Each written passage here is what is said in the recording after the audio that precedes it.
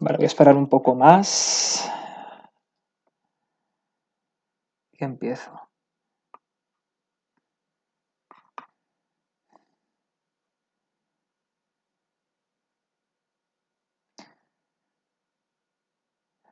Vale, pues buenas tardes a todos, espero que estéis bien.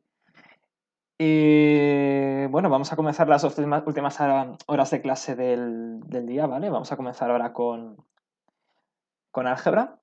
Voy a compartir la pantalla, ¿vale? Antes de decir nada más. Aquí. Vale, perfecto. Bueno, vamos a recordar, antes de hacer un resumen de la clase de los 2 últimos días, la clase del último jueves, introducir el temario que vamos a ver hoy, lo que quería hacer era terminar el ejercicio 2.3, ¿no? El ejercicio 2.3, recordad, nos daban una matriz en forma paramétrica, es decir, era una matriz que estaba en función de un parámetro real A, y lo que nos pedían era que calculáramos tanto la imagen como el núcleo. La imagen ya la habíamos calculado, nos faltaba solo calcular el núcleo. Para calcular el núcleo había que distinguir dos casos, ¿no? Había que distinguir un caso en el que A, el parámetro era igual a 3, en el cual el núcleo tenía dimensión 2, y había otro caso, que era el caso para todo valor de la constante A del parámetro A que fuese diferente de 3, para el cual el núcleo de A tenía dimensión 1, ¿vale? Entonces, para calcular el núcleo de A, considerábamos de forma separada cada uno de los dos pasos. Vamos a comenzar con el caso A igual a 3, que es más fácil. Esta sería la matriz, ¿vale? Esta sería la matriz A. Habría que calcular el núcleo de A, que sabemos que va a tener dimensión 2. Y bueno, habíamos llegado a calcular un par de ecuaciones implícitas, cogiendo el sistema y haciendo la reducción gaussiana del sistema, dos ecuaciones implícitas que cumplen todos los vectores pertenecientes al núcleo de A, ¿vale? ¿Qué nos faltaba pendiente de aquí por hacer? Bueno, nos faltaba pendiente solamente encontrar una base de esa matriz A. Dos vectores cualesquiera, linealmente independientes entre sí, que perteneciesen al núcleo de A. Eso se puede hacer a ojo o se puede hacer directamente mediante el paso a la forma paramétrica, es decir, pasando de la forma implícita del subespacio a la forma paramétrica. Aquí lo he hecho yo de la segunda forma, pasándolo a la forma paramétrica, porque a ojo es bastante complicado hacerlo. Antes he hecho aquí una cosilla, ¿vale? La segunda ecuación, que era bastante complicada porque aparecía en términos de decimales, la multipliqué por una constante para que quedasen todos los términos de estos monomios enteros, ¿vale? De forma que tengo esta, a ver qué color puedo usar para tomar las notas, de forma que me quedaba esta ecuación implícita y me queda, perdón, y me queda esta ecuación implícita que es equivalente a esta otra, pero que tiene parámetros enteros en su ecuación, ¿de acuerdo? Que es mucho más fácil siempre, de cara a trabajar con la ecuación, pues la hace mucho más sencilla. Vamos a recordar rápidamente cómo se debería pasar de este par de ecuaciones implícitas a la forma paramétrica. Nosotros sabemos que la dimensión de núcleo es 2, por lo tanto, la forma paramétrica va a estar en función de dos parámetros libres, a los que vamos a llamar alfa y beta, ¿no? Y ahora lo que tenemos que hacer es escoger dos componentes cualesquiera de los números, de los vectores del núcleo de A y los tenemos que parametrizar, es decir, los tenemos que igualar cada uno de ellos a los parámetros alfa y beta. En nuestro caso, alfa lo he igualado a x3 y beta lo he igualado a x4. ¿Qué hacemos con eso? Pues obtener las dos primeras ecuaciones de nuestra forma paramétrica. Ahora solamente me faltan otras dos ecuaciones que nos den las expresiones paramétricas de la componente x1 y la componente x2, de forma que yo tengo expresiones paramétricas para las cuatro componentes de los vectores del núcleo de A, ¿no? x3 igual a alfa y x4 igual a beta, es todo lo que tenemos. Nos faltan x2 y x1. ¿Cómo obtenemos x2 y x1? Pues muy sencillo. Vamos a las dos ecuaciones implícitas y donde pone x3 y x4 sustituimos por alfa y beta. Y luego lo que hacemos es despejar en la ecuación de abajo x2 para obtener una expresión paramétrica en función de alfa y beta. Y eso lo sustituiríamos arriba, donde pone x3 ponemos alfa, donde pone x4 ponemos beta y donde pone x2 ponemos la ecuación paramétrica de x2 que hemos hallado de despejar x2 de la segunda ecuación implícita. El resultado de eso, pues lo tenemos aquí, ¿no? En el caso de x2 nos sale x2 igual a 5 séptimos de alfa más un séptimo de beta. Y x1 nos saldría igual a esta expresión fraccionaria un poco complicada, ¿no? Menos 16 catorceavos de alfa, menos 34 catorceavos de beta. Ya tenemos las cuatro ecuaciones paramétricas, ¿no? Entonces, para ver una base del núcleo, estas cuatro ecuaciones paramétricas las podemos escribir en forma matricial. ¿Vale? Bueno, aquí lo primero que he hecho ha sido eliminar las fracciones, ¿no? He multiplicado, ¿dónde tengo el cursor? Aquí. He multiplicado las cuatro ecuaciones por una constante, creo que por 14, ¿vale? Sí, he multiplicado las cuatro ecuaciones por 14, de forma que obtenía unas ecuaciones paramétricas que van a ser equivalentes, obviamente, pero que no tienen coeficientes fraccionarios, ¿de acuerdo? Son todo coeficientes enteros lo que tiene. Ahora aquí, en este paso, lo que hacemos es ya escribir las ecuaciones paramétricas en forma matricial, ¿de acuerdo?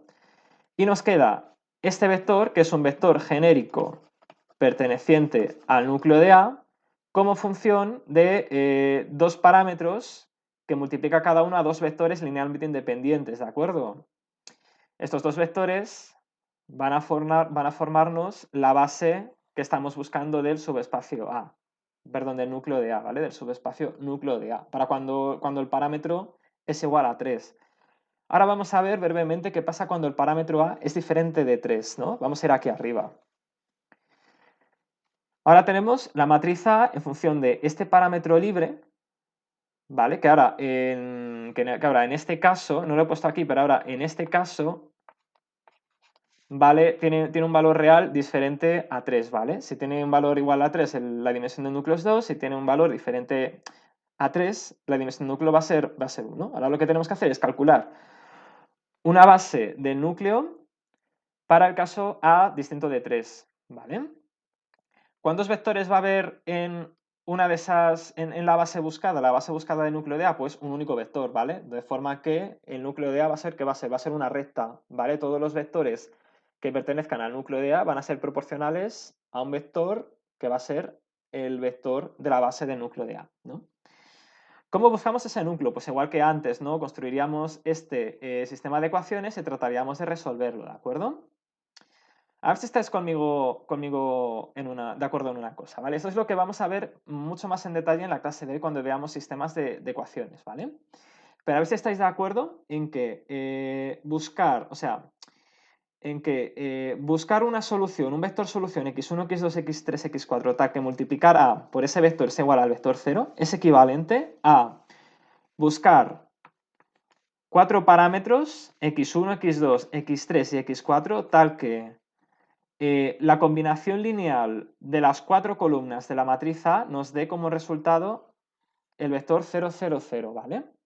Cuando nosotros estamos resolviendo este sistema homogéneo, lo que estamos haciendo es buscar cuatro coeficientes tales que esta combinación lineal de las cuatro columnas de la matriz A nos dé el vector de coeficientes independientes, que en este caso, como es un sistema homogéneo, sería el vector 0, 0, 0. Por cierto, aquí hay un error, aquí me sobra un 0, son solo 3 ceros, ¿vale?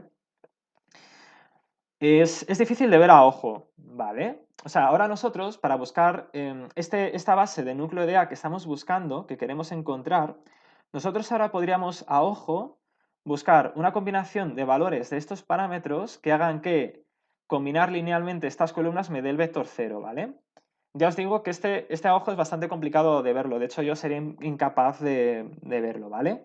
Ya sabéis, si no lo vieseis a ojo, si no pudierais verlo a ojo, pues haríamos el plan de antes, que es resolver directamente este sistema, ¿vale? Este sistema de ecuaciones, resolverlo, convertir la forma implícita del núcleo en una forma implícita sencilla, ¿vale? De forma que sea fácil obtener unas ecuaciones paramétricas y de las ecuaciones paramétricas extraer el núcleo. Exactamente igual que hemos hecho en el caso A igual a 3, ¿vale? En este caso lo hacemos de otra forma, pero para que veáis que nosotros podemos descomponer este sistema en esta combinación lineal de las columnas de A, y ahora nosotros a ojo podemos buscar unos coeficientes que hagan que esto sea igual al vector nulo. Estos coeficientes son estos que vemos aquí, ¿vale? Esto es una solución posible para este sistema, x1 igual a 11, x2 igual a 0, x3 igual a 1, x4 igual a menos 5. Si nosotros sustituimos aquí, obtendríamos aquí el vector 0, 0, 0, ¿vale? Esta combinación lineal sería el vector 0. Por supuesto, nosotros, como la dimensión del núcleo es 1, nos basta con encontrar un único vector para tener una base del núcleo de A, ¿vale? Por lo tanto, con estos cuatro coeficientes, con estas soluciones para nuestro sistema de ecuaciones, podríamos construir, voy a acercar un poco más, podemos construir el vector 11, 0, 1, menos 5 y ese vector formaría base para el núcleo de A, para el caso en el que A minúscula es igual a 3 en nuestra matriz, ¿vale? Y ya está, es así como se terminaría de resolver el ejercicio 2.3, que también os grabé en vídeo. Esta transparencia la subiré, la voy a subir también bueno, a la carpeta compartida de Teams. Si tenéis cualquier duda de lo que acabamos de ver ahora, me podéis preguntar, ¿de acuerdo? ¿Hay alguna duda? ¿Está todo claro? ¿No? ¿Está todo claro? Vale, si está todo claro, entonces esto lo voy a cerrar y no guardar, ya lo tengo guardado de antes. Y voy simplemente a abrir una nueva pizarra, ¿vale? Vamos a abrir esta pizarra y ya vamos a comenzar el repaso de lo que hemos visto la última clase. Uy, espera, tengo un mensaje de chat. Espera. Sí, vale, ¿una duda? Si puedes preguntarla en voz alta, te agradeceríamos mucho para que lo oigamos todos y sea más cómodo. Si no, la puedes escribir también. Yo espero. Ah, no os estoy escuchando porque a lo mejor, espera, os voy a desmutear, ¿vale? A ver si soy capaz de hacerlo. A ver. Vale, ¿y cómo os puedo poner para que... Espera, escribidme en el chat. ¿Sois capaces de activar vuestro sonido? Sí, a lo mejor... vale, a lo mejor he sido yo que os he muteado. Vale, un momento. Voy a intentar... a lo mejor ha sido problema mío, ¿eh? A ver, ¿ahora? Espera, hablad ahora, que ya creo que os he desmuteado. Ahora sí, vale. Ok, muchas gracias por decírmelo. Vale, perfecto. ¿Preguntas? Yo tengo una. Sí, En esta transparencia, sí. es que Voy a volver a abrirla, voy a volver a abrirla. Sí, dime. el vector que quedaba finalmente del núcleo Sí. es para cuando A es igual a 3 o para cuando A es distinto de 3. Primero he resuelto el núcleo de A para A igual a 3. Yo recuerdo de antes, el elemento que en el enunciado era igual al parámetro A minúscula es este, es el elemento 2, 1, ¿vale? Aquí vale 3, aquí es A minúscula igual a 3. Y en este otro caso es para cualquier valor de A diferente de 3, ¿vale? No se ve la pantalla, Alejandro. Ay, perdón. Vale. Ok. Ahora sí, vale. Vale, aquí o sea, lo primero que he hecho de núcleo de A era para el caso A igual a 3, ¿vale? Recordad que en el enunciado original el elemento que era igual a, era A minúscula, era este elemento que tengo aquí rodado en rojo, ¿vale? Este elemento que aquí es 3 era el elemento 2, 1, 2, ¿vale? Primero el caso A igual a 3, que nos daba un núcleo que tenía dimensión 2. Y después, por último, el caso para todo A diferente de 3, en el cual la dimensión del núcleo de A era igual a 1 y salía un núcleo diferente, ¿vale?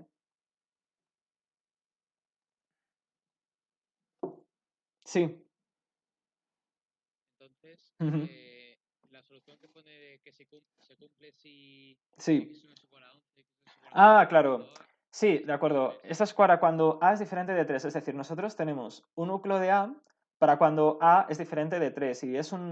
Y da igual el valor de A que sea. Si A es diferente de 3, esa matriz, sea cual sea el valor de A, va a tener siempre este núcleo, va a tener el mismo núcleo siempre. ¿Cuándo va a ser el núcleo de A diferente? Cuando A es igual a 3. Cuando es igual a 3, vamos a tener un núcleo que tiene dimensión 2. ¿Vale? Entonces el núcleo ahí va a ser diferente. Sí. Entonces le podemos dar cualquier valor a A. Aquí si os diesen un valor parametrizado, si os diesen un parámetro dentro de la matriz, para resolverlo bien, yo os recomendaría que hicierais la reducción gaussiana con el parámetro A incluido, ¿de acuerdo? Y veáis cómo, igual que hicimos al principio de todo de este ejercicio, y veáis cómo cambiaría el núcleo de A si cambiáis el parámetro A, ¿vale?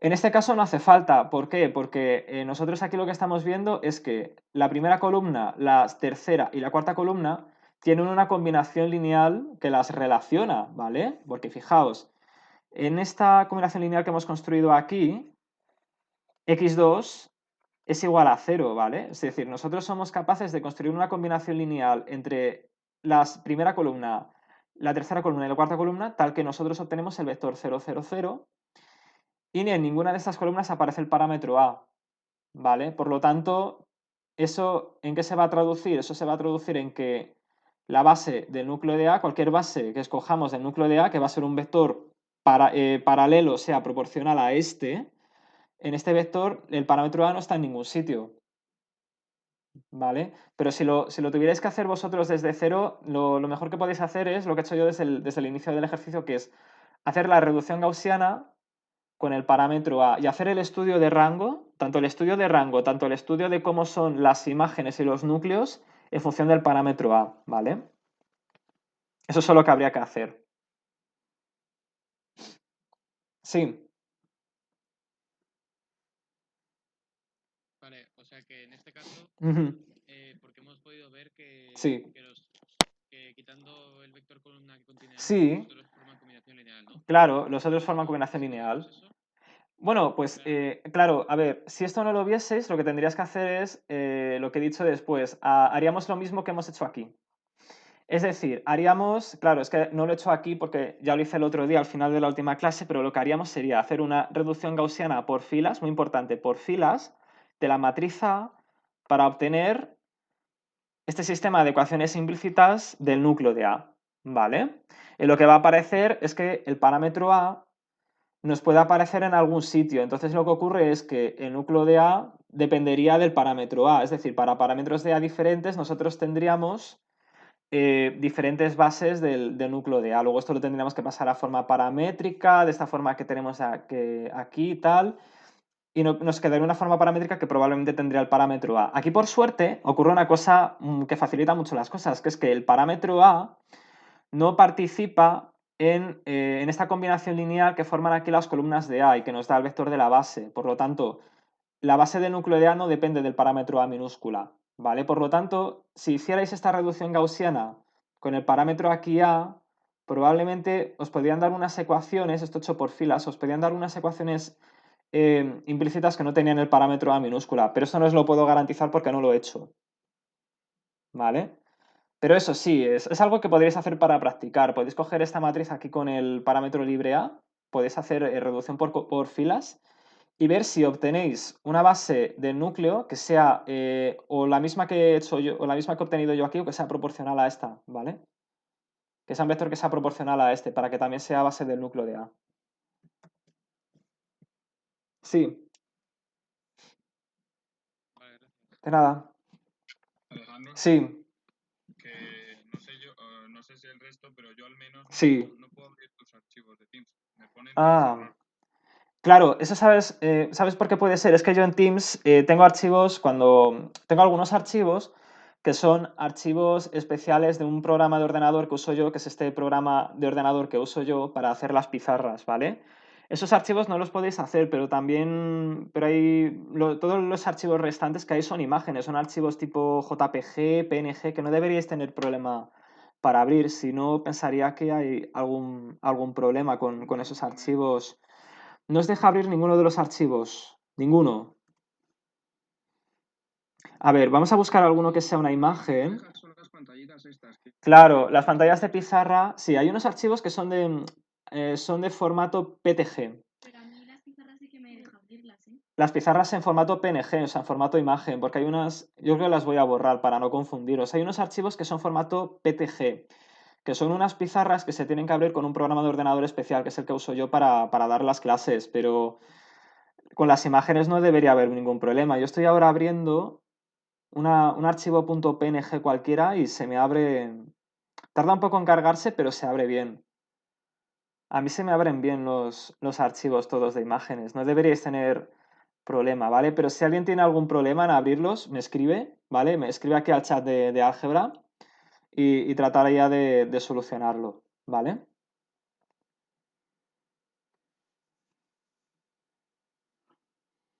Pero vamos, a mí se me están abriendo... Todos los archivos que son de imagen se abren bien en Teams. Uy, espera, ha pasado...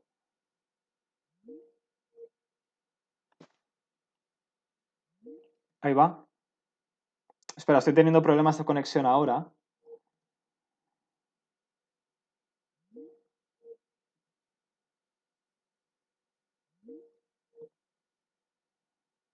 Vale, ¿ahora me oís? Es que he tenido unos problemas transitorios de conexión, ¿vale? ¿Me oís todos ya?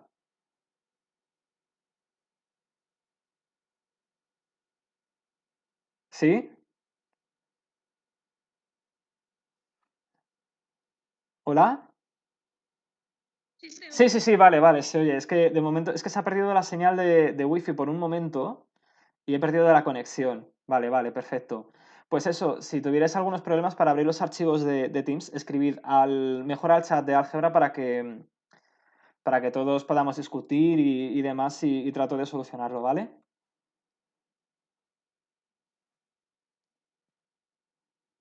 ¿Alguna otra cosa? ¿No hay más dudas? Vale, si no hubiese más dudas, yo voy a abrir... No guardar.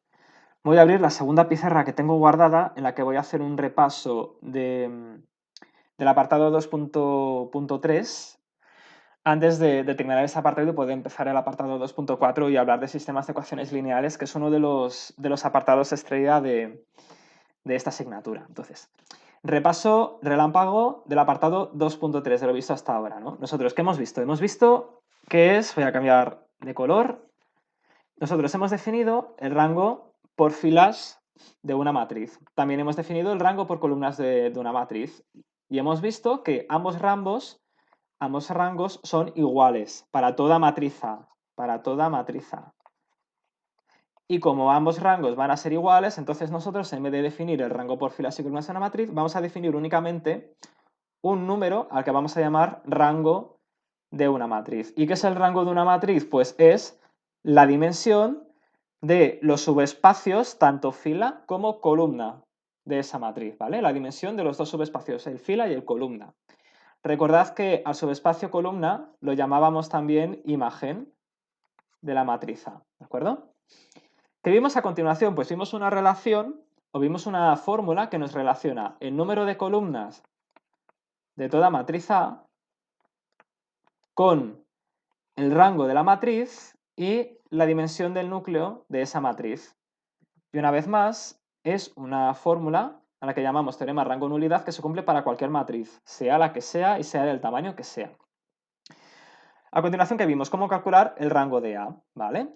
¿Cómo se calcula el rango de A? Pues gracias a un tipo de operaciones que se llaman operaciones elementales, tanto por filas como columnas. Son un tipo de operaciones que se pueden hacer sobre matrices y que no cambian el rango de esta matriz. Otra vez se ha perdido la conexión. Vale, voy a hacer una cosa, voy a desconectar mi vídeo. Vale, Vale, espero que ahora sí funcione.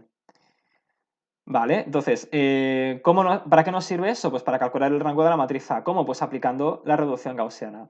¿En qué consiste la reducción gaussiana? Consiste en coger la matriz A y escribirla en un formato que sea equivalente, escribir una matriz que sea equivalente, es decir, que tenga el mismo rango que la matriz A, pero que sea lo suficientemente simple como que para que a simple vista podamos ver cuál es el rango de A.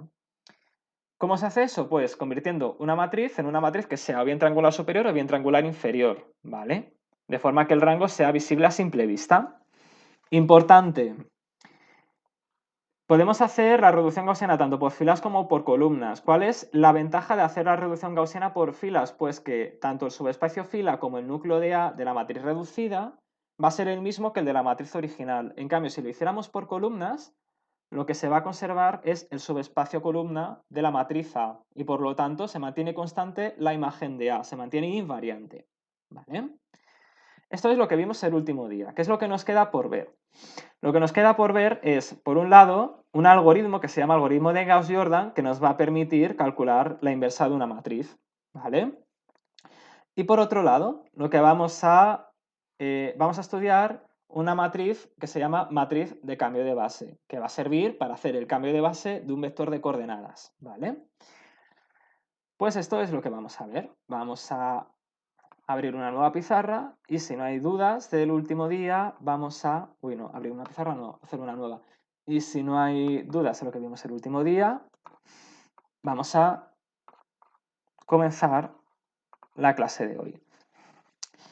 Algoritmo de Gauss-Jordan. Voy a minimizar esto. Aquí está.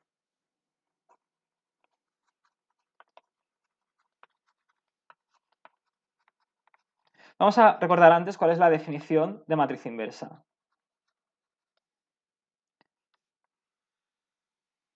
Dada una matriz A, ¿vale? Bueno, que va a ser cuadrada, matriz A cuadrada, cuadrada e invertible, ¿vale? O sea, de rango completo para que se pueda invertir. Es decir, que su rango sea igual a n. Vamos a definir la matriz inversa de A como aquella matriz A menos 1, tal que si yo esta matriz la multiplico por la matriz original A, eso es igual a multiplicar A por la matriz A menos 1, y eso, ¿a qué es igual? Eso es igual a la matriz identidad. Uy, perdón. A esta matriz A menos 1 la llamamos inversa de la matriz A. ¿Vale? Ahora fijaos una cosa. Imaginaos que yo tengo la matriz A, ¿vale? Matriz cuadrada y matriz de rango completo para que sea invertible. Vamos a hacer un pequeño juego. Voy a multiplicar por la izquierda la matriz A por una serie o una secuencia de matrices elementales por filas, ¿de acuerdo? Por filas. Uy, perdón.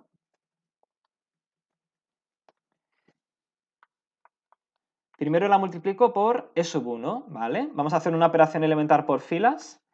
A continuación vamos a hacer una segunda ecuación elemental por filas, así hasta efectuar K operaciones elementales por fila sobre la matriz A. Eso equivale a hacer a multiplicar A por K matrices elementales por filas por su izquierda, ¿verdad? Vamos a hacer eso de tal forma que nosotros podamos convertir A en la matriz identidad. Nosotros vamos a realizar operaciones elementales por fila sobre la matriz A de forma que nos quede la matriz identidad. ¿Qué tenemos? Tenemos la siguiente ecuación algebraica. E sub K por E sub K menos 1 por tal por E sub 2 por E sub 1 por A igual a la matriz identidad. Ahora, por la definición que hemos hecho antes de inversa de la matriz A, nosotros podemos coger esta ecuación y a todo esto, a todo este producto de matrices elementales, yo lo puedo llamar o yo lo puedo igualar a la inversa de la matriz A, ¿de acuerdo? Recordad que estas matrices, las matrices E sub I, simbolizan matrices elementales por filas.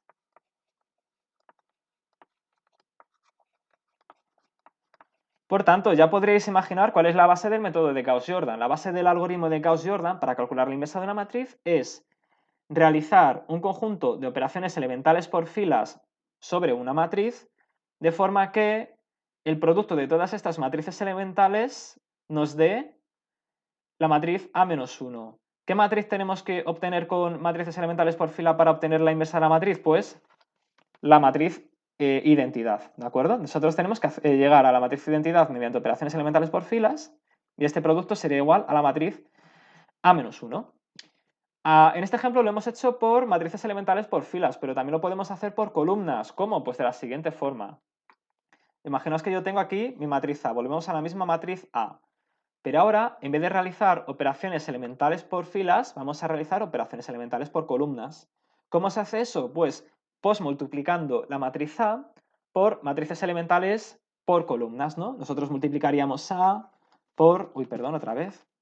Multiplicaríamos A por E1, por E2, así hasta completar cada operaciones elementales por columnas. Vamos a hacer esto sobre la matriz A hasta obtener la matriz identidad, ¿de acuerdo? Y de nuevo, ¿a qué es igual el producto de todas estas matrices elementales? Pues es igual a la inversa de A, ¿vale?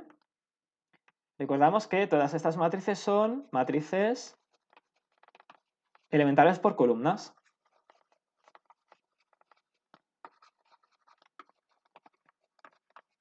Resumen. ¿En qué consiste el algoritmo de Gauss-Jordan? Pues consiste en realizar operaciones o bien por filas elementales, o bien por filas o bien por columnas, pero nunca las dos a la vez. Jamás se pueden mezclar operaciones por filas y por columnas sobre una matriz A, de forma que lleguemos a calcular o convirtamos la matriz A en la matriz identidad, ¿vale? Cuando lleguemos a la matriz identidad, vamos a obtener como resto, vamos a tener como subproducto la inversa de la matriz A, ¿de acuerdo? Ahora vamos a hacer un ejemplo para que veáis todos cómo se aplicaría el algoritmo de Gauss-Jordan a una matriz que os pudiesen dar en un ejercicio, ¿vale? Un caso práctico. Vamos a hacer como ejemplo el ejercicio 2.7 de los apuntes. Vamos a hacer el apartado... ¿Aquí he puesto el apartado? No, es el apartado A, ¿vale? Vamos a hacer el primer ejemplo en el que nos dan una matriz A igual a 1, 4, 1, 2, 9, 2, 5, menos 2, 6, ¿vale? Vamos a comenzar invirtiendo esta matriz por este método, para que veáis todos cómo se hace. Hemos visto la teoría sobre la cual se basa este algoritmo, ¿vale? Pero ahora vamos a ver cómo se aplica sobre una matriz de verdad para resolver un problema. Vale, es una matriz 3×3 real. Podéis comprobar si hacéis el determinante que su rango es igual a 3, por lo tanto esta matriz es perfectamente invertible. Es la matriz de una biyección, de una aplicación biyectiva, ¿vale? Y ahora lo que vamos a hacer como estrategia para invertir la matriz es lo siguiente. Vamos a construir una matriz, quiero hacer en azul. Vamos a construir una matriz ampliada formada por la unión de la matriz identidad en 3×3, de orden 3, con la matriz A. Nosotros vamos a unir estas dos matrices, la matriz identidad y la matriz A, ¿vale? Y vamos a efectuar operaciones elementales por filas o por columnas, como queráis. Yo lo voy a hacer por filas.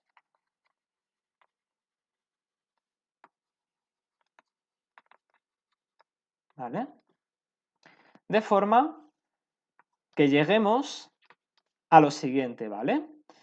Primero la de derecha. La matriz A, como hemos dicho antes, nosotros la queremos convertir en la matriz de identidad mediante estas operaciones elementales por filas que vamos a hacer. Todas las operaciones elementales que hagamos por filas en esta matriz ampliada sobre la matriz A también se van a hacer sobre la matriz identidad. De forma que nos resulte aquí en el lado izquierdo de esta matriz ampliada la matriz A-1. ¿Vale? Cuando esta matriz A se convierta en la matriz de identidad, lo que tengamos en el lado izquierdo de esta matriz ampliada va a ser la matriz inversa buscada.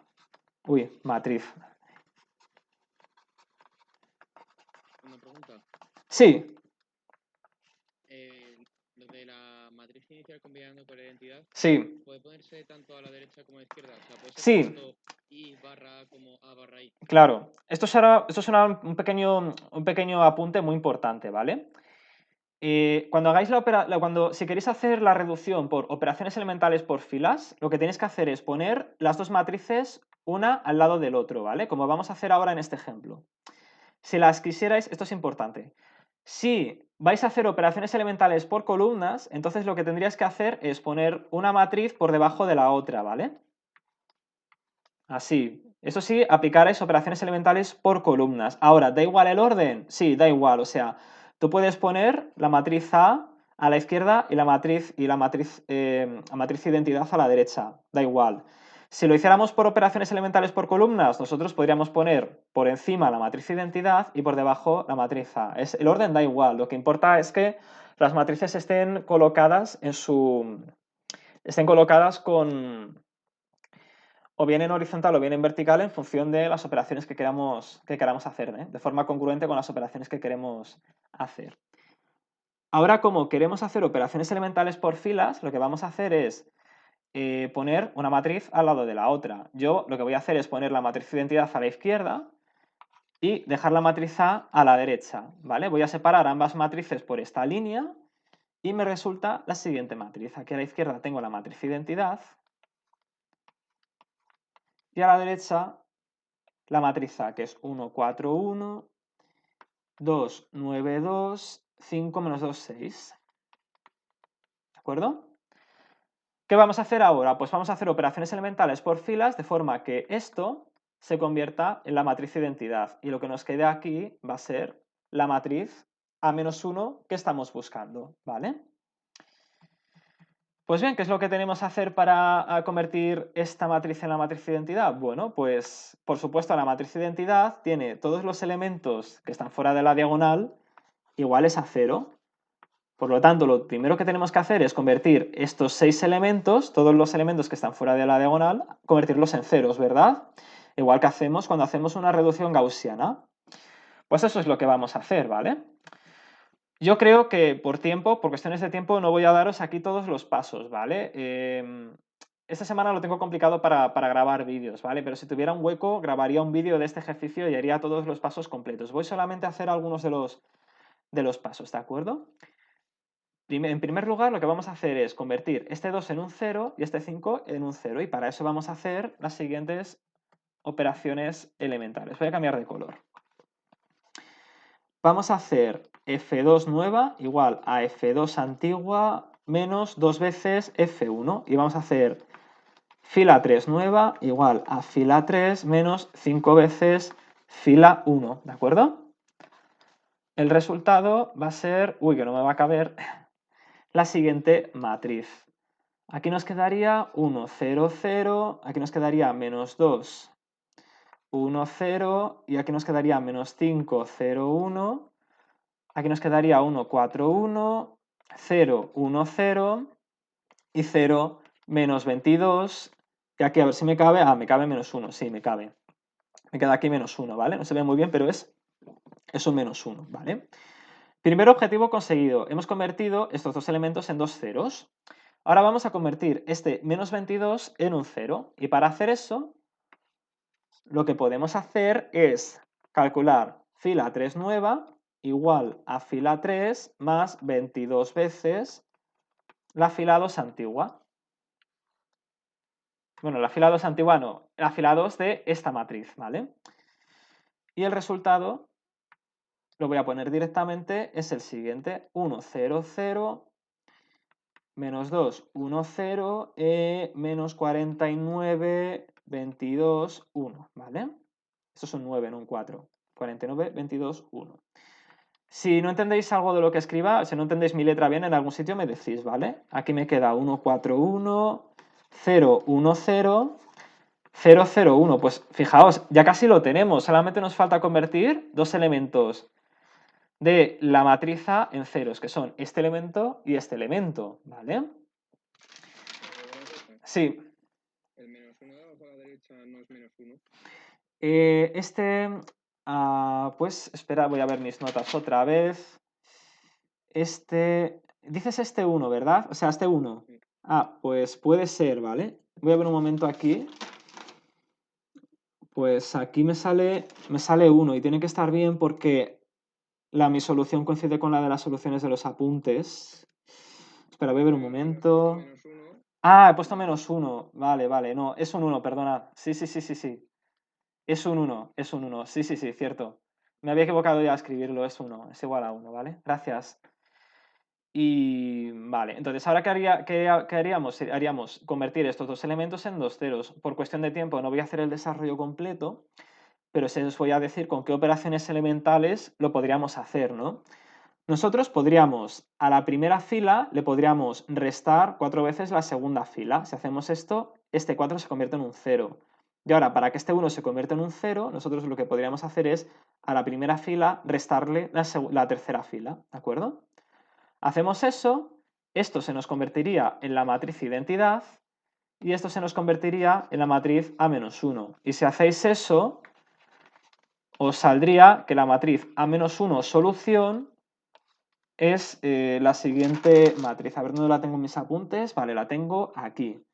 Nos sale 58. A ver, si no entendéis mi letra, está en los apuntes. Es la misma solución que en los apuntes, ¿vale? Menos 26, menos 1, menos 2, 1, 0 y menos 49, 22 y 1, ¿vale? Debería saliros esta matriz. Y esta sería la inversa de la matriz A, ¿de acuerdo? Esto como mejor se entiende es haciéndolo vosotros, ¿de acuerdo? Lo he hecho aquí, por ejemplo, he hecho aquí un ejemplo sencillo que es el 2.7a, pero os recomiendo que vosotros en casa hagáis algún ejercicio con otra matriz y practiquéis, ¿de acuerdo? Ya veréis que en cuanto cojáis soltura con este método no es así demasiado complicado hasta que entendáis bien cómo se hace. ¿Alguna duda? Sí, Bueno, por curiosidad, sí. si hubiésemos utilizado la fórmula, bueno, de Del bachillerato, determinante está perfecto, está correcto. O sea, sí, punto de atracción sí, relativo de A. sí. Vale. Me esperaba esa pregunta y, por supuesto, en un examen podéis, si os preguntan que calculéis una inversa de una matriz o necesitáis calcular la inversa de una matriz, podéis usar también la fórmula del determinante. Por supuesto, podéis hacerlo del método que vosotros queráis.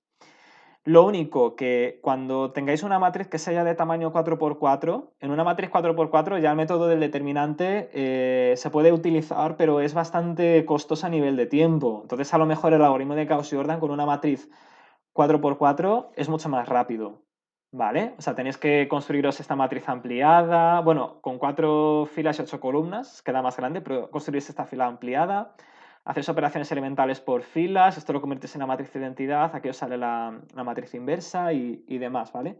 A lo mejor es un ahorro de tiempo frente a aplicar el método del determinante con una matriz que sea 4×4. De hecho, en un ordenador, cuando en un ordenador se quiere realizar la inversa se quiere invertir una matriz, hay muchos métodos informáticos para invertir matrices, pero este es uno de los métodos que se puede implementar para invertir una matriz en un ordenador. Hay más métodos aparte de este es uno, pero lo que nunca se hace en un ordenador, y lo vais a ver cuando veáis MATLAB, es invertir una matriz aplicando el método del determinante. ¿Por qué? Porque en calcular determinantes es bastante costoso a nivel de tiempo, ¿vale? Bastante costoso a nivel de tiempo. La complejidad computacional, o sea, el tiempo de calcular un determinante, se multiplica exponencialmente con el tamaño de la matriz, con el orden de la matriz, ¿no? En un ordenador este tipo de métodos son muchísimo más rápidos. Y probablemente para vosotros también, si es una matriz 4×4, este método quizás sea mucho mejor que el determinante. ¿Alguna duda más?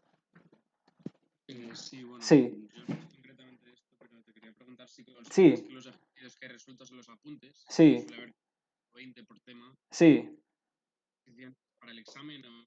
Sí, son ejercicios, son todos ejercicios que tienen un nivel de dificultad que se os podría preguntar en un examen. De todas formas, yo os recomiendo que busquéis, vale, practiquéis también, hagáis un mix también de ejercicios de apuntes y busquéis también en los exámenes algún ejercicio que se ajuste a lo que queráis practicar, ¿vale? Es muy raro que se os pregunte en un ejercicio de examen que invirtáis una matriz, muy raro, que se os pregunte así explícitamente.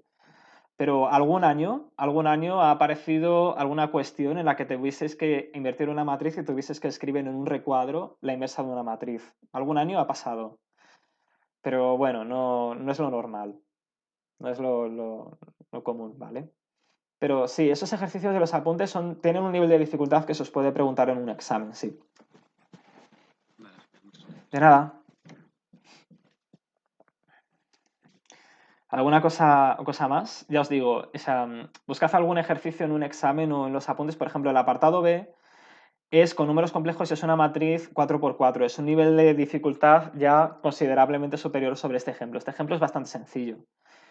El apartado B ya os lo recomiendo para que practiquéis. Además os sirve para practicar números complejos, operaciones con complejos y demás. Os lo recomiendo, ¿vale?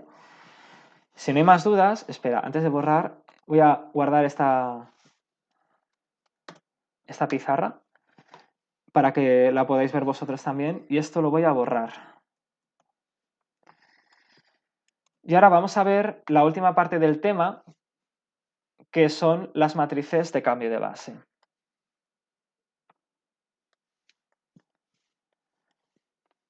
Para ver matrices de cambio de base, vamos a empezar al revés con respecto de lo que hemos hecho en Gauss-Jordan. Vamos a comenzar con un ejemplo y a partir de ese ejemplo vamos a dar la definición de matriz de cambio de base y vamos a justificar por qué se define de cómo se define.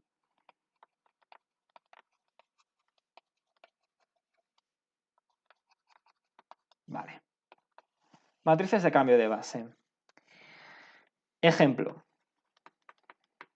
Vamos a suponer que nosotros tenemos un vector X en R2 igual al vector 2, 1. ¿Vale? Vamos a expresar primero este vector como una combinación lineal de los dos vectores de la base canónica. ¿Cuál es la base canónica? Pues en R2 será la familia formada por los vectores 1, 0 y 0, 1, ¿verdad? Esta familia de vectores formaría la base canónica de R2. Ahora, ¿por qué coeficientes tenemos que multiplicar estos dos vectores de esta base para obtener el vector 2, 1? Pues muy sencillo. 2 por 1, 0 más 1 por 0, 1. Y el resultado es el vector 2, 1, ¿de acuerdo? Ahora vamos a recordar la idea de vector de coordenadas, ¿no? ¿Cuál sería el vector de coordenadas de X con respecto a la base B1? ¿Vale? Donde la base B1 es la base formada por los vectores canónicos 0, 1 y 1, 0. ¿A qué sería igual el vector de coordenadas de X respecto a la base canónica B sub 1? Pues es el vector formado por los dos coeficientes de la expansión del vector X con respecto a la base canónica, es decir, 2, 1, vector 2, 1, ¿vale? Este coeficiente y este coeficiente. Ahora vamos a escoger una base diferente. Ahora vamos a expresar X como la combinación lineal de los vectores 0, 2 y 4, menos 2, ¿no? El vector X, recuerdo, es el vector 2, 1. ¿Por qué coeficientes, por qué parámetros tenemos que multiplicar estos dos vectores linealmente independientes para obtener el vector 2, 1? Pues ya os lo digo yo. Uy, perdón. Este vector lo tenemos que multiplicar por 1 y el segundo vector lo tenemos que multiplicar por 1 medio, ¿vale? A la base formada por estos dos vectores, los vectores 0, 2 y 4 menos 2, la vamos a llamar B2, ¿de acuerdo? Y ahora, ¿cuál sería el vector de coordenadas de X con respecto a la base P sub 2? Pues es el vector formado por los coeficientes de la expansión del vector X con respecto a la base B sub 2. Esos coeficientes son el coeficiente 1 y el coeficiente 1 medio. Y tenemos el vector de coordenadas 1, 1 medio, ¿vale? Importante, idea importante.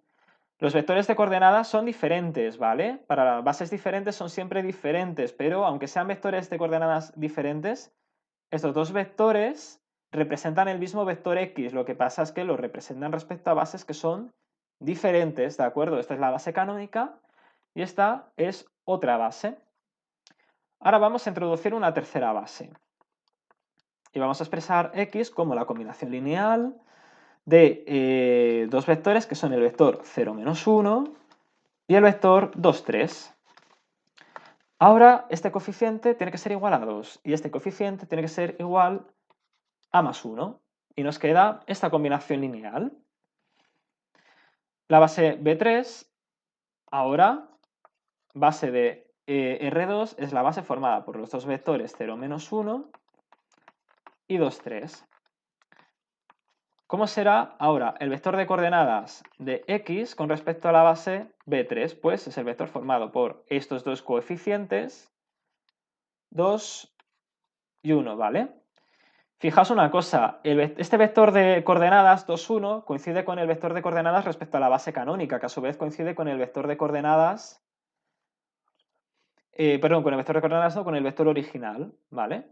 Esto es una casualidad, ¿vale? No tiene por qué pasar, pero en este caso nos ha sucedido, ¿vale? Pero no es más que una casualidad.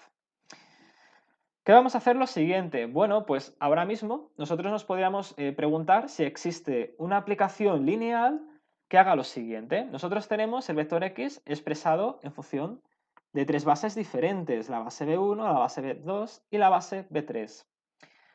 Esa es la pregunta que nos hacemos. ¿Podemos encontrar una aplicación lineal que coja el vector de coordenadas de un X cualquiera, un punto X cualquiera en la base B1 y nos lo convierta en el vector de coordenadas de ese mismo vector X pero en función de la base B sub 2? La respuesta es que sí, existe. Existe esta aplicación lineal, ¿de acuerdo? Y como es una aplicación lineal, nosotros podremos encontrar una matriz que nos convierta un vector de coordenadas de X en función de B1 en un vector de coordenadas de X en función de B2. Esa es la matriz a la que vamos a llamar matriz de cambio de base de B2 respecto de B1, pero antes vamos a proseguir con este ejemplo y vamos a ver cómo se construiría esa matriz. Vamos a representar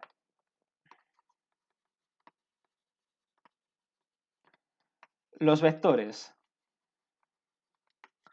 de la base B1 en función de los de la base P2, ¿vale?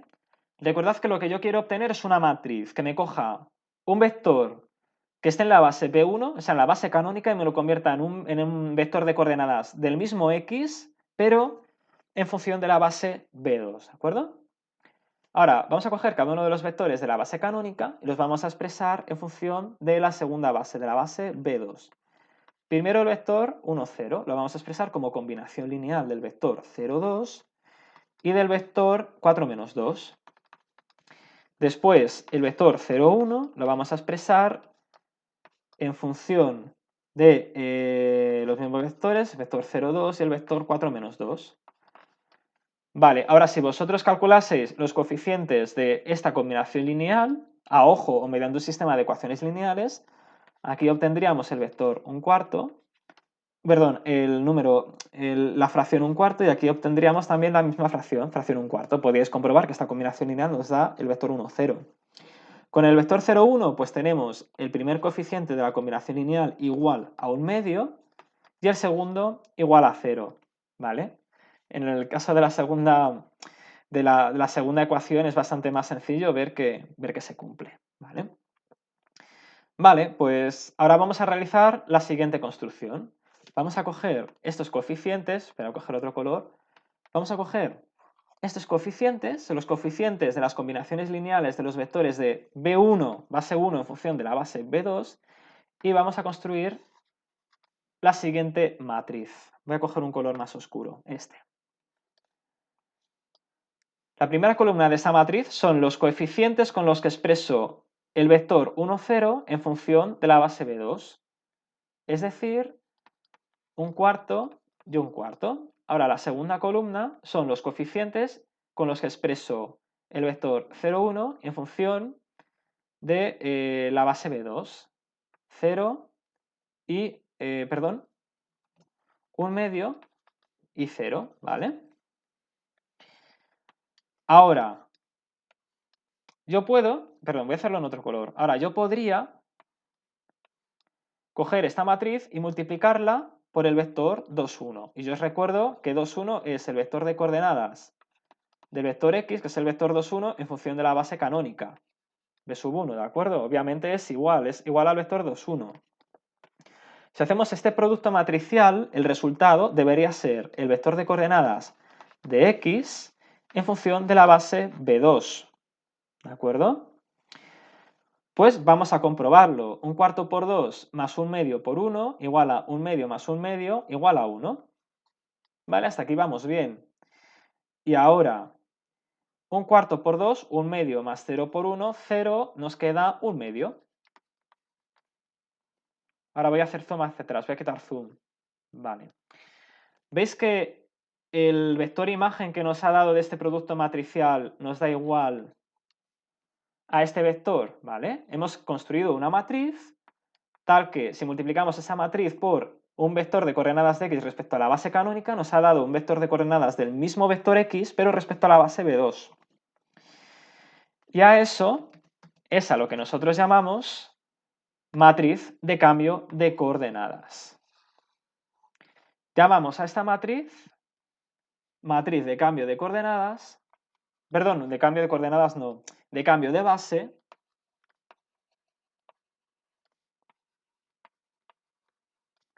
de B2 a B1. La llamamos así, ¿vale? Y tened mucho cuidado porque esto puede llevaros, y escuchadme muy bien, escuchadme muy atentos porque esto puede llevaros a una gran confusión. La matriz se llama matriz de cambio de base de B2 a B1. Pero fijaos que esta matriz lo que hace es convertir vectores de coordenadas de B1 a vectores de coordenadas de B2, ¿vale? Por lo tanto, tened mucho cuidado con el nombre de esta matriz porque puede llevar a engaño, ¿vale? Puede haceros pensar que lo que hace es convertir vectores de coordenadas en función de B2 en vectores de coordenadas en función de B1, ¿vale? Pero en realidad lo que hace es lo contrario. No sé por qué razón la definición, el nombre de esta matriz es al revés. Pero bueno, es así, ¿vale? Y tenéis que tener mucho cuidado con eso. Ahora, ¿cómo se construye esta matriz? ¿Cómo se construye cualquier matriz de cambio de base de de B2 a B1, ¿vale? O sea, de una base a otra base, de una primera base a una segunda base. Pues lo que haríais, en este caso, que es de la base B2 a B1, sería coger los vectores de B1, espera un momento, ¿dónde tengo el cursor? Aquí. En este caso lo que haríamos sería coger los vectores, voy a hacer zoom, lo que haríamos sería coger los vectores de la base B1 y escribirlos en función de la base B2, ¿vale? O sea, como combinación lineal de los vectores de la base B2. Y para construir la matriz lo que haríamos sería tomar estos coeficientes y ponerlos como columnas de la matriz de cambio de base. Cada columna de la matriz de cambio de base son los coeficientes de cada uno de los vectores cada uno de los vectores de la base B1 escrito en función como combinación lineal de los vectores de la base B sub 2. ¿Es lioso? Yo os recomiendo que lo aprendáis de memoria, ¿vale? O sea, que aprendáis de memoria que la matriz de cambio de base de B2 a B1 es una matriz que me cambia un vector de coordenadas de B1, me lo convierto en un vector de coordenadas en B2, y que está formada, todas sus columnas, cada una de las columnas de esta matriz es cada uno de los vectores, son los coeficientes de escribir cada uno de los vectores de la base B1 en función de los vectores de la base B2, ¿vale? Aprendeos esa frase que está en las transparencias de la asignatura de memoria, y si lo aprendéis de memoria no vais a tener ningún problema para realizar ejercicios de matrices de cambio de base. Esto es un apartado bastante importante, ¿vale? En las cuestiones se suele preguntar bastante a menudo que calculéis la matriz de cambio de base de una base a otra base. Así que tened mucho cuidado con esto y es una de las cosas que yo os recomiendo que antes del examen practiquéis bastante. ¿Vale? ¿Sí? ¿Alguna duda? Es bastante lioso, ¿eh? Por eso yo os digo que leáis bien esto en las transparencias, en los apuntes y hagáis ejercicios para practicar. ¿Y ¿Sí? esta matriz de cambio de base Sí. serviría también para pasar a B3 o No, esta matriz... hay que repetir? No, claro. Esta matriz es para para convertir un vector de coordenadas en B1 en un vector de coordenadas en B2 del mismo vector X. Pero si queréis pasar a la base B3, tendríais que construir una nueva matriz de cambio de base. O sea, ya no sirve esta matriz de cambio de base para B3. Es que lo que pasa, os voy a contar una cosa. Yo, la razón por la que puse esta base B3 aquí es porque yo quería enseñaros otro ejemplo en la que construía una matriz de cambio de base de B2 a B3, pero yo creo que no me va a dar tiempo, ¿vale? No me va a dar tiempo. O sea, Si queréis que lo haga, lo hago, ¿de acuerdo? Pero no sé si va a dar tiempo a hacerlo. Bueno, yo creo que lo puedo intentar. Puedo intentar hacer este ejemplo ahora, ¿vale? Lo voy a hacer. Lo voy a hacer rápido, pero voy a intentar hacerlo antes de empezar el último apartado de este tema. Pero era solo por eso. Bueno, una cosa importante. Se me ha olvidado decir, bueno, primero se me ha olvidado decir que a esta matriz normalmente la llamamos P. A esta matriz, lo voy a escribir aquí en rojo, a esta matriz la solemos llamar con la letra P. Solemos denotar P a la matriz de cambio de base. P que cumple la siguiente relación. P por X, vector de coordenadas en función de la base B1, igual a vector de coordenadas en un vector en la función de la base B2. Hay una cosa que sí podemos hacer, que es obtener a partir de esta matriz P la matriz de cambio de base de B2 a B1, o sea, la matriz de cambio de base que nos convierte un vector de B2 en un vector de B1. ¿Cómo hacemos eso? Pues invirtiendo la matriz P, como habéis podido adivinar, ¿no? Nosotros podemos hacer P-1 por el vector de coordenadas de X en función de la base B2, ¿vale? Y el resultado va a ser, para todo vector X en R2 o en el espacio vectorial que sea, el vector de coordenadas de X en función de la base B1, ¿vale? Simplemente invirtiendo la matriz P, lo que tendríamos sería la matriz de cambio de base inversa, ¿vale? Obtendríamos el cambio de base inverso, lo cual es, por otra parte, bastante lógico. Vale, ¿alguna duda más? Mira, puedo hacer porque creo que sí que tengo tiempo, voy a guardar esta transparencia. Puedo hacer el segundo ejemplo y luego ya dar la definición formal de lo que es una matriz de cambio de base. Vale, voy a borrar algunas cosillas. Por ejemplo, aquí arriba voy a poner B2, ¿vale? Ahora, lo que yo estoy interesado, en lo que yo estoy interesado ahora es en buscar una matriz que me coja un vector de coordenadas en función de B2 y me lo convierta en un vector de coordenadas en B3, ¿de acuerdo? Uy, perdón. Esto es B2, esto es B3. Y ahora me temo que esto sí que lo voy a tener que borrar completamente. Entonces esto se va fuera. Así y así. Esto fuera, esto fuera y esto fuera. Y esto también fuera. Vale. ¿Qué es lo que tenemos que hacer para obtener una matriz de cambio de base que nos convierta vectores de coordenadas en B2 en vectores de coordenadas de B3? Pues lo que tenemos que hacer es coger cada uno de los vectores de la base B2 y expresarlo en función de la base B3. Por cierto, importante, que esta es la parte más liosa, a la matriz que nos cambia vectores en B2, de coordenadas en B2 a vectores en B3, se le llama matriz de cambio de base de B3 a B2. Tened cuidado porque es al contrario. Insisto mucho en esto, pero es que es importante, ¿vale? Porque si no, os podéis equivocar.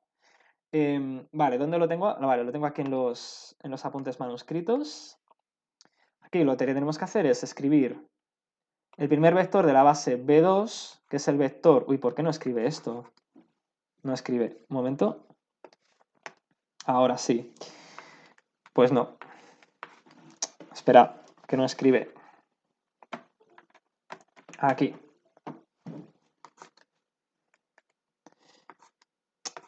¿Por qué no escribe? Ahora sí, perfecto. El primer vector de la base B2 es el vector 0, 2, ¿vale? Tenemos que escribirlo como combinación lineal de los dos vectores de la base B3, que son la base 0, menos 1 y... ¿cuál era el otro vector? 2, 3. Y tenemos que expresar el vector 4, menos 2 como combinación lineal de los vectores 0, menos 1 y el vector 2, 3. ¿Cuáles son los cuatro coeficientes? Pues directamente ya los escribo, ¿vale? Este coeficiente será el coeficiente más 2. Este es el coeficiente 0. Y ahora, para la segunda ecuación nos queda 8 veces el vector 0 menos 1 más 2 veces por el vector 2, 3. ¿De acuerdo? Vale, perfecto. Ahora, ¿cómo construimos la matriz de cambio de base P? Matriz de cambio de base de B3 a B2. Primera columna de la matriz de cambio de base P son los coeficientes según los cuales podemos escribir el primer vector de la base B2 en función, perdón, B3, no, B2, perdón, B2 en función de los dos vectores de la base B3, es decir, los coeficientes menos 2 y 0. Segunda columna son los dos coeficientes en función de los cuales podemos escribir el segundo vector de la base B2 en función de los dos vectores de la base B3.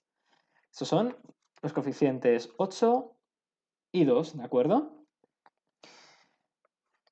Y con esto tenemos la matriz de base buscada, matriz de cambio de base de B3 a B2, ¿vale? ¿Qué podemos hacer con esta matriz? Pues coger un vector de coordenadas en función de la base B2, un X cualquiera en función de la base B2, y el resultado va a ser siempre igual al vector de coordenadas de ese mismo vector X, pero en función de la base B3. ¿De acuerdo? Y lo mismo que os dije antes, si nosotros invertimos la matriz P, lo que hacemos es calcular la matriz de cambio de base, pero de B2 a B3, es decir, matriz de cambio de base que nos convierte un vector, uy, aquí he cometido un error, estos tres, una matriz que nos convierte un vector de coordenadas en función de B3 en un vector de coordenadas en función de la base B2, ¿de acuerdo? ¿Alguna duda? Entonces, voy a guardar esto y voy a definir formalmente, voy a dar ya la definición formal, porque esto que estoy haciendo no son más que ejemplos, de aquello que es una matriz de cambio de base. Esto lo voy a borrar. Y esto también. Definición. Sí, Entonces, para calcular una matriz de cambio de base, sí, es siempre el mismo proceso de coger los Sí. vectores de esa base y expresarlos como combinación lineal de los de la base sí. a los que queremos pasar. Sí, si os preguntan en el enunciado, matriz de cambio de base, ahora voy a cambiar las nomenclaturas, de B a V, de base B a base V del mismo espacio vectorial, por ejemplo, imaginaos R3 o C2, un espacio vectorial general, de B a V, entonces lo que tenéis que hacer es coger los vectores de la base V, la segunda base, y expresarlos en función como combinaciones lineales de la base B. Y ahora, para cada uno de los vectores de V, cogéis los coeficientes de la combinación lineal de cada uno de los vectores de V en función de los vectores de B y los ponéis como columnas de una matriz, ¿vale? Y esa sería la matriz de cambio de base, ¿vale? Yo creo que con esa definición que voy a dar aquí, ¿vale? Bastante breve, la definición rigurosa y genérica de matriz de cambio de base va a quedar más claro, ¿vale? Vamos a definirlo, vamos a definirlo de forma más rigurosa.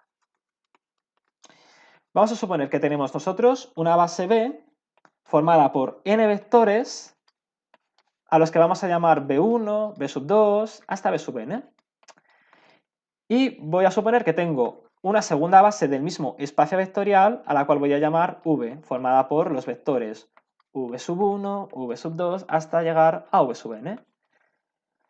Ambas bases son bases de un espacio vectorial genérico K super n, ¿de acuerdo? De dimensión n, es decir, son vectores que tienen n componentes. Para todo X, para todo vector de X perteneciente al espacio vectorial K super n, yo puedo encontrar una matriz P tal que se cumple lo siguiente. Vector de coordenadas de X en función de la base B igual al producto matricial de la matriz P con el vector de coordenadas de X en función de la base V. ¿Vale? Yo siempre puedo encontrar una matriz P tal que se cumpla esta relación entre los dos vectores de coordenadas. ¿Y cómo llamamos a esta matriz P? Pues a esta matriz P la llamamos matriz de cambio de base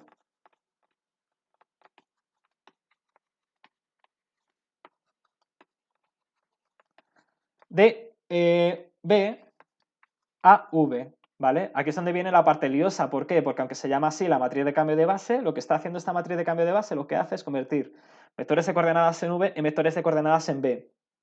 siempre al revés. Y ahora nos queda lo último. ¿Cómo se construye la matriz P? Pues la matriz P se construye de la siguiente forma.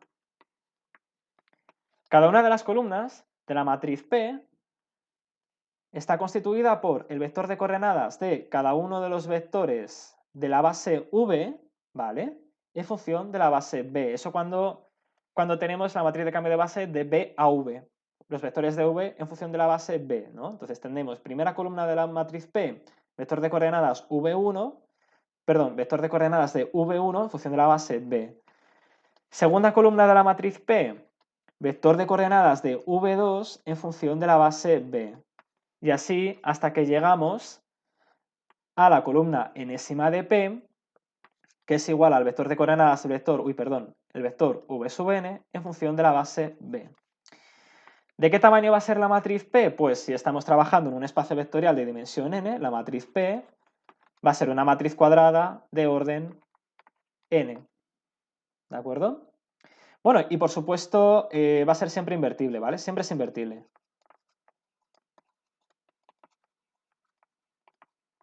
¿Vale? Es una matriz que siempre va a tener rango completo, ¿vale? Siempre va a tener rango igual a n, por tanto siempre se va a poder invertir, ¿vale? Porque si no se pudiera invertir, entonces nosotros no podríamos encontrar una relación lineal entre los vectores de v y los vectores de b, ¿vale? Lo cual no tendría ningún sentido, ¿vale?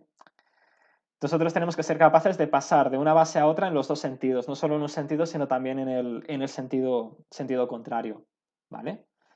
Os lo pongo así grande para que os dé tiempo a copiarlo, también lo voy a guardar.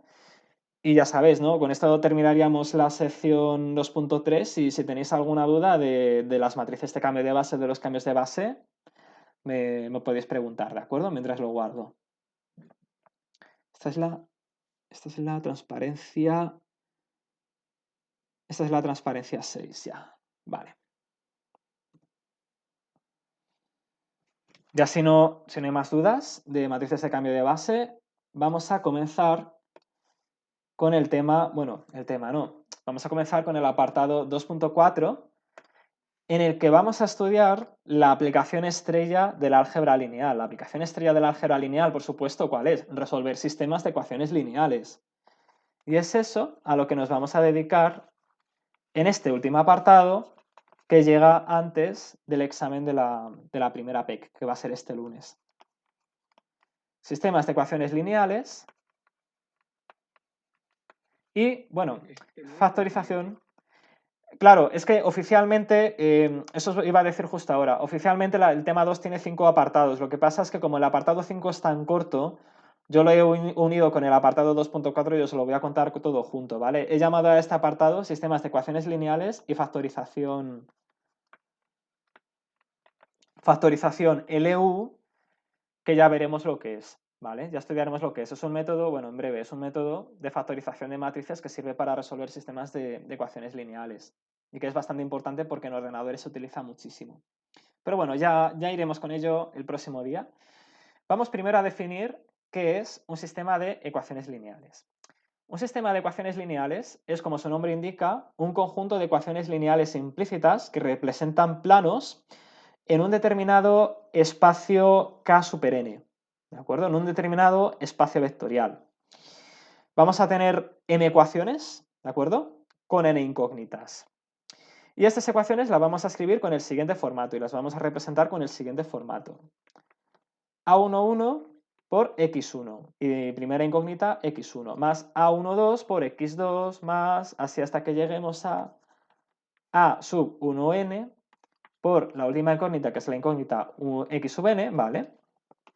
Igual a el primer término independiente de la primera ecuación implícita de este sistema de ecuaciones lineales, al que vamos a llamar P sub 1, ¿de acuerdo?